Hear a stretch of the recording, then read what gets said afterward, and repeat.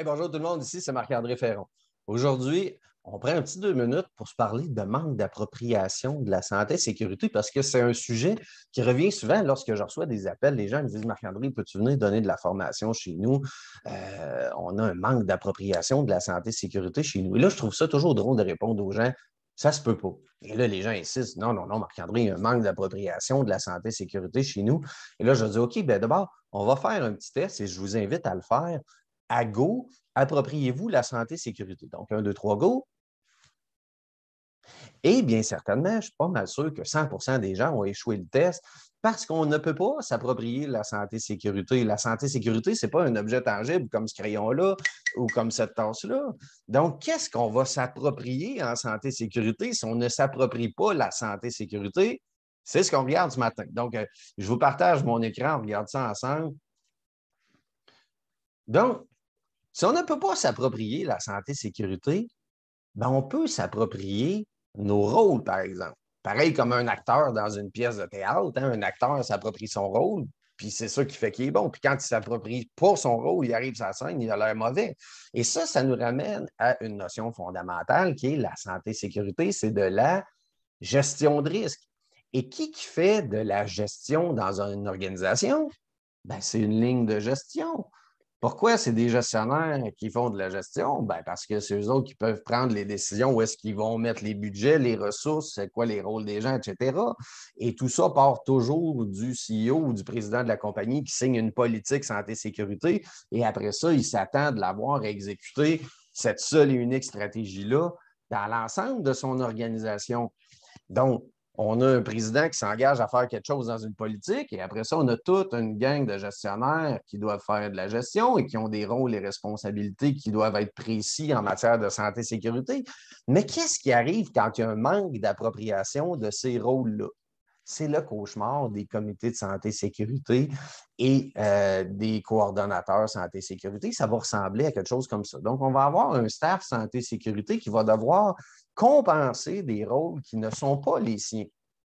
Donc, c'est-à-dire qu'il va devoir aller faire les enquêtes à la place des superviseurs, faire les inspections des lieux de travail, puis des fois animer des meetings, puis faire des analyses de risque, puis là, après ça, faire des audits à la place des directeurs, puis des suivis de mesures correctives, même des fois gérer la discipline à la place d'eux autres.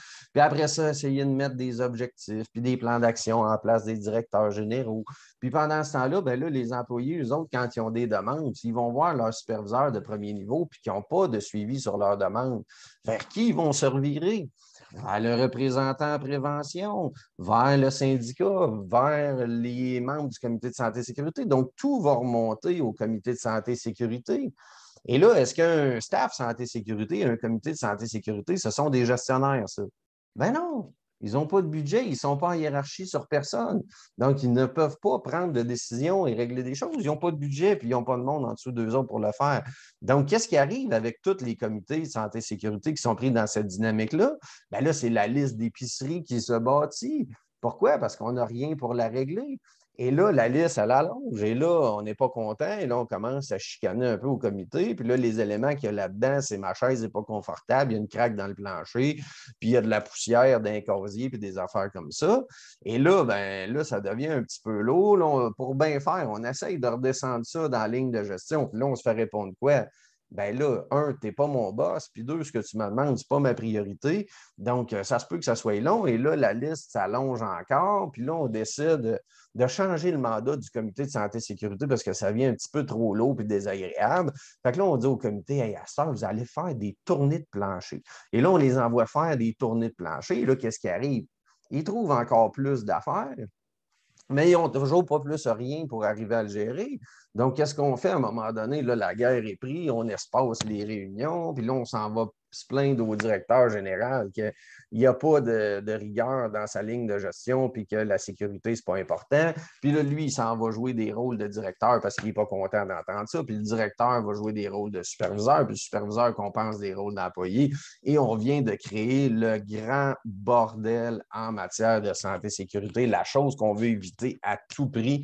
Et ça, ce n'est qu'une des images que vous allez avoir si vous avez besoin de la formation sur les comités santé, sécurité stratégique ou efficace, ou du côté des équipes de gestion, la formation sur la gestion stratégique de la santé, sécurité. Donc, 2 formations que je vous recommande fortement, qui replacent pas mal toutes les organisations, qui les suivent au niveau de leur rôle, responsabilité, tant au niveau des équipes de direction, supervision, coordonnateur santé, sécurité ou staff santé, sécurité, département RH, comité de santé, sécurité, rôle des représentants des travailleurs. Bref, on vient mettre de l'ordre là-dedans pour enlever la place à l'improvisation et que tout le monde participe à la même stratégie dans l'organisation. La santé, sécurité, c'est de la gestion de risque. Ça prend une stratégie dans une organisation pour arriver à gérer les risques, pas 2, pas 10, pas 25.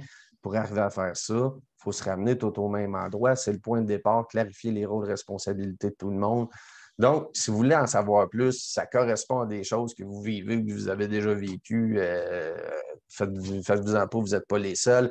Et appelez-moi si vous voulez plus d'informations. Ça va me faire plaisir de travailler avec vous autres de ce côté-là. Bye bye, bonne fin de journée.